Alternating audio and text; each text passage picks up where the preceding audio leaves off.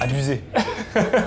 Alors pour le coup, la double épée est une arme parfaite pour gérer plusieurs adversaires, ça c'est complètement vrai. Il y a vraiment des sources, des textes qui t'expliquent comment combattre avec une double épée, et les maîtres d'armes de l'époque disaient même que c'était quelque chose de très peu accessible, parce que c'est super compliqué. Ça c'est bien, tu vois, qu'ils le fassent combattre avec une double épée, parce que du coup ils te vendent le fait que c'est le meilleur chevalier de son époque, en gros. Donc d'un point de vue spectateur narratif, c'est cool. En plus, d'un point de vue histo, c'est cohérent. Pour citer un maître d'armes qui disait que la double épée était une excellente manière de combattre pour agiliter son corps, c'est-à-dire vraiment pour t'entraîner et devenir vraiment très très bon. Donc ça c'est cohérent, tu vois. Cependant, c'est dans la mise en place après que ça pose problème. Un gars qui affronte plusieurs adversaires, c'est super dur à mettre en scène. Parce qu'il faut justifier pourquoi le gars ne meurt pas au bout de 2 secondes.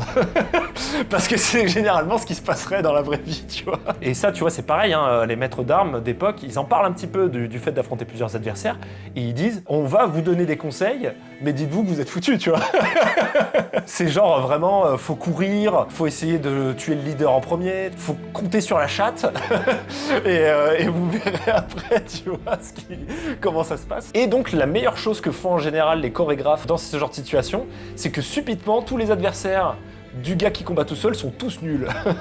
Ils ne savent plus se battre et en fait font tout sauf se battre autour de lui, tu vois. C'est si tu regardes un peu au ralenti, ils attendent tous un peu chacun leur tour pour taper, tu vois, il y a plein d'ouvertures qui se font et ils les exploitent pas, ils attendent que le gars, oh il me regarde, c'est bon, je peux l'attaquer. Tu vois, il y a un truc, attends, je vais pas l'attaquer dans le dos quand même.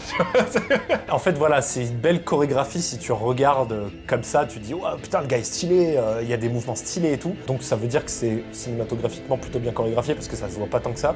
Mais si tu te focuses vraiment, tu vois que ils font tout pour que le gars survive, quoi. C'est ok, j'aime bien, mais bon les gars me prenez pas pour un con non plus, j'ai bien compris que vous l'avez fait survivre, quoi.